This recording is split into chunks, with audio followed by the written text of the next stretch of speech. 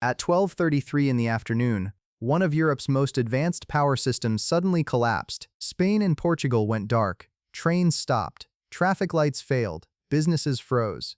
And within seconds, a technical disturbance became a national crisis. But the most important part of the blackout was not what people saw on the street. It was what happened inside the grid. Voltage moved out of control, generators disconnected, protection systems reacted, and a modern power system, filled with clean energy, digital controls, and cross-border connections, suddenly exposed a much deeper problem. The warning was not that renewable energy cannot work. The warning was that the energy transition is moving faster than the grid's ability to control it. And that should worry America. Because the United States is now trying to electrify everything at once: data centers, factories, AI infrastructure, vehicles, heating, manufacturing, and clean energy supply chains. But if the grid cannot manage voltage, frequency, ramping, transmission bottlenecks, and inverter behavior under stress, then more megawatts alone will not protect the system. The blackout did not just expose a power failure, it exposed the limits of a fast-moving energy transition. America has seen this pressure building for years. Electricity demand, which had been relatively flat for a long time, is now growing again. Data centers are expanding.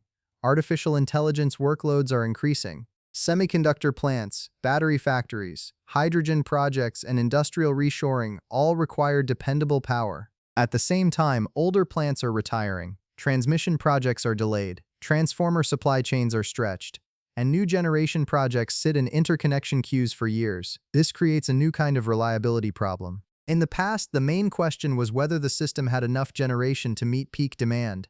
Do we have enough megawatts on the hottest day of the year? Do we have enough fuel? Do we have enough reserve capacity? Those questions still matter, but they are no longer enough. The modern grid also has to answer a harder question. Can the system remain stable when the generation mix changes quickly, when power flows come from different directions, when inverter-based resources dominate certain regions, and when disturbances move faster than older operating models were designed to handle? That is why blackouts matter beyond the region where they happen. They become case studies. They show where theory meets physics. They reveal the gap between installed capacity and operational capability. The grid also needs voltage control, frequency control, reactive power, fault response, ramping capability, protection coordination, and real-time visibility. Without those hidden services, a system can look strong on paper and still be fragile in operation. To understand the risk, you have to understand that the grid is not just a delivery network. It is a synchronized machine. At every moment, supply and demand have to match. Frequency has to stay within tight limits. Voltage has to remain within safe ranges. Power flows have to stay inside thermal and stability limits. Protection systems have to distinguish between a local fault and a wider system disturbance. Operators have to see what is happening quickly enough to act. For much of the 20th century, large power systems were built around synchronous machines. Coal plants, gas plants, nuclear plants, and hydro plants used massive rotating turbines connected to the grid. Those machines did more than generate electricity. Their physical rotation helped provide inertia. Their electromagnetic behavior helped support fault currents. Their controls could contribute to voltage and reactive power management. This did not make the old system perfect. It had fuel risks, pollution, plant failures, and major blackouts of its own. But it did have certain stability characteristics that operators understood well. Now the grid is changing. Solar panels, wind turbines, and batteries connect through inverters. These are power electronic devices, not spinning turbines directly synchronized to the grid in the traditional way. Inverters can be extremely fast and sophisticated. They can provide valuable services. In advanced configurations, they can help form voltage and frequency references, but they have to be designed, programmed, modeled, certified, and operated that way. That is the difference between simply adding renewable capacity and building a renewable-capable grid. The Iberian blackout showed why this matters. The investigation pointed to many interacting factors, including oscillations, gaps in voltage and reactive power control, differences in voltage regulation practices, rapid output reductions, generator disconnections, and uneven stabilization capabilities. The result was fast voltage increases and cascading disconnections. That is an important distinction. This was not just a story about energy volume. It was a story about control. Voltage is one of the most underappreciated parts of the energy transition. Most public debates focus on megawatts, carbon emissions, and electricity prices. But operators also have to manage reactive power, which supports voltage across the system. If voltage rises too much or falls too much, equipment can trip to protect itself. And when enough equipment trips, the system can cascade. In a conventional grid, voltage support often came from synchronous generators and dedicated grid equipment. In a modern grid, that support must come from a wider mix of resources: conventional plants, batteries, solar inverters, wind plants, synchronous condensers, statcoms, transmission assets, and smarter control systems. The technology exists, but it has to be required, coordinated, and operated correctly. That is where the conflict begins, because the energy transition is moving at two different speeds. The first speed is the speed of deployment. Solar farms can be planned and built relatively quickly. Battery projects can come online faster than large thermal power plants. Data centers can sign power deals at a pace that reshapes regional demand forecasts. Corporations can announce clean energy targets faster than utilities can reinforce the grid. The second speed is the speed of system modernization. Transmission lines can take many years. Substations require planning, land, equipment, and permitting. Transformers have long lead times. Grid codes take time to update. Operators need validated models. Protection settings have to be reviewed. Market rules have to value services like voltage support, ramping, and flexibility. This is the central tension. Markets reward capacity. Politicians reward announcements. Investors reward growth. But power systems reward stability. And stability is not automatic. A grid with more renewable energy can be highly reliable, but only if the surrounding system is engineered for it. That means stronger transmission, better interconnection standards, more flexible demand, more storage, better forecasting, and more advanced inverter behavior. It also means paying for services that do not always show up in a simple megawatt count. This is where America should pay close attention. The United States is adding large amounts of solar and storage. That is good for capacity, fuel independence, and speed. But if those additions happen while transmission lags, while data center load grows faster than expected, and while reliability rules struggle to catch up, the result is not a clean energy victory. It is a more stressed grid. The risk is not that renewables are impossible. The risk is that the system gets redesigned by project queues, tax credits, corporate demand, and local bottlenecks instead of by a coherent reliability architecture. Because electricity is no longer just a utility issue, it is industrial strategy. A country that cannot deliver reliable power will struggle to attract advanced manufacturing. It will struggle to support AI infrastructure. It will struggle to electrify heavy industry.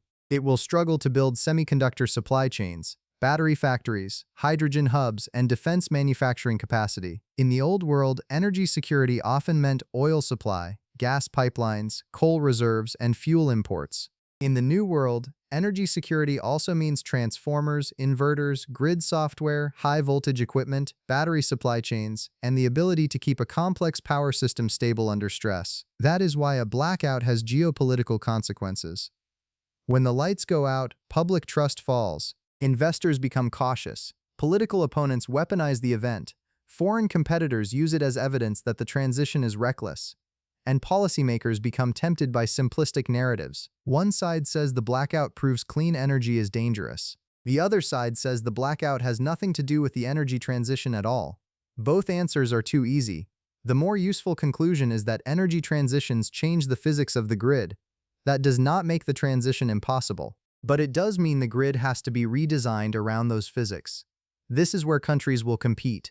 China is not only building solar panels and batteries, it is also building transmission, high-voltage equipment, industrial supply chains, and the manufacturing base behind clean energy systems. Europe is trying to integrate large amounts of wind and solar while strengthening cross-border coordination. The United States is trying to build cleaner power while also reshoring industry and dealing with fragmented permitting, regional market differences, and aging infrastructure. The competition is no longer just who has the cheapest panel, it is who can build the most controllable system. The winners of the next energy era will be the countries that can combine low-cost clean power with reliability, flexibility, and industrial depth. The losers may still build impressive amounts of capacity, but they will struggle to connect it, control it, and use it when the economy needs it most. That is why the Iberian blackout should not be read as an argument against renewable energy. It should be read as an argument for a more serious energy transition. A serious transition does not pretend that every megawatt is equal.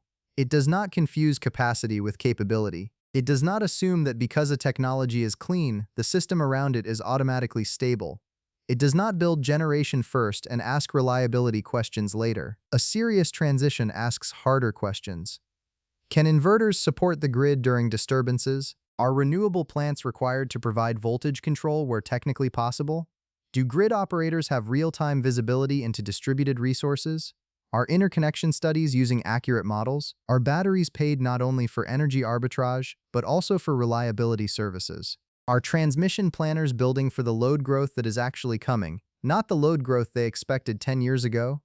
A developer wants interconnection approval. A data center wants power quickly. A utility wants cost recovery. A regulator wants affordability.